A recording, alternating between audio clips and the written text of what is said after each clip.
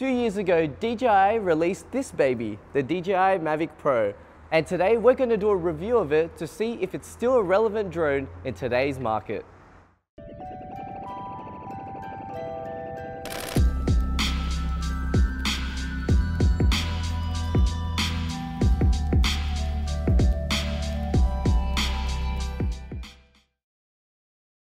So upon picking up the Mavic Pro, you'll notice it's super compact because of its folded up construction.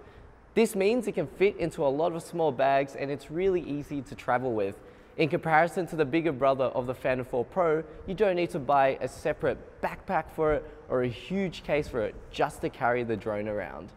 Secondly, the physical construction of the drone is super solid and well built. The only gripe I have with it so far is the gimbal is a bit fragile. Thirdly, the controller that comes with the Mavic Pro is super compact and can fit up to a plus size phone. All the buttons and the joysticks on the Mavic Pro controller feel amazing.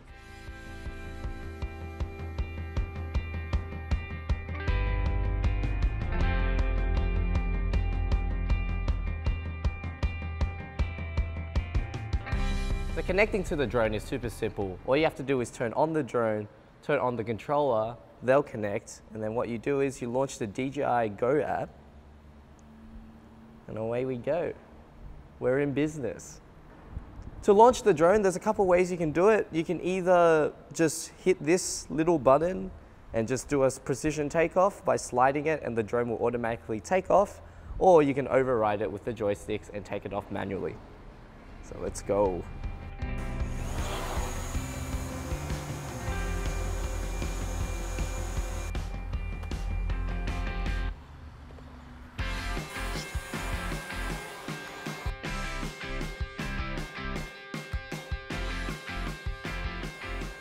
So a really cool feature on the Mavic Pro and a lot of the DJI drones is that it has a mode called tripod mode, and it basically flies a lot slower and a lot smoother.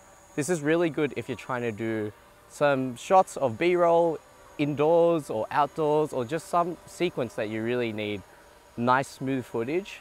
It's one tap of a button and all you have to do is put it in, hit record, and away it goes.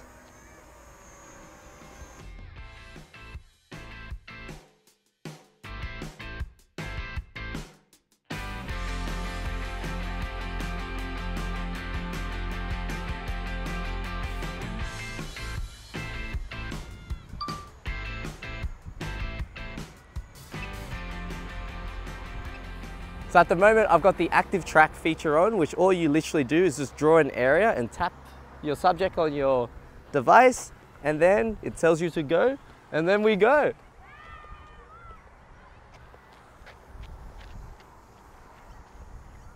It's also turning, so if I keep running around in circles and keep turning, it'll keep following me. This is like really good if you are trying to film some action, so like a skateboarder or a snowboarder. You can always assure yourself that once you hit that track button, it's gonna follow you or follow the subject, no matter where you go. This is so fun. So a cool feature on the Mavic Pro, it's now telling me my battery's super low, and what you can do is there's a button on here called Return Home. All you have to do is press it, then slide it, and the drone will return to where your controller was initially set. So just note, if you've moved spots and the controller hasn't recalibrated and repositioned where you are, it's not going to return to where you are. It's going to return to where it was initially placed as home. And just to show you how simple it is to land without doing it manually, all you have to do is hit the land button, check if the area is clear, hit OK, and it'll just drop.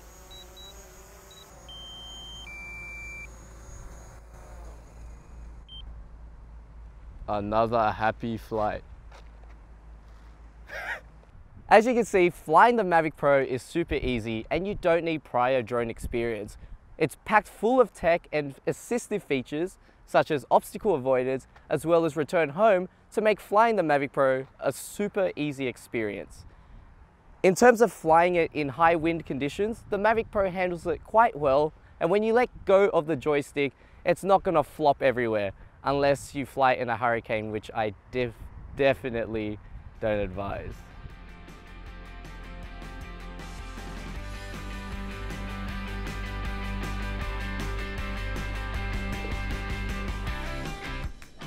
So as you may have noticed, I'm not using the stock propellers on the Mavic Pro, and I'm using the low noise quiet propellers. It definitely is quieter. When you're using it off the ground, it's still pretty damn loud, especially with the motors. But once it's up about 2 or 3 meters in the air, you'll instantly notice that cut in noise. On the inside of the Mavic Pro, it houses a 1/2.3 inch 12 megapixel sensor, which is capable of taking raw photos, 4K video up to 30 frames per second, Full HD up to 96 frames per second. And that's all you need, boys. God damn it. It uses OcuSync transmission, which allows you to fly the Mavic Pro as far as 7 kilometers, but you shouldn't because you're only allowed to fly it in line of sight. And finally, the camera is stabilized with a 3-axis gimbal stabilizer for super smooth recording.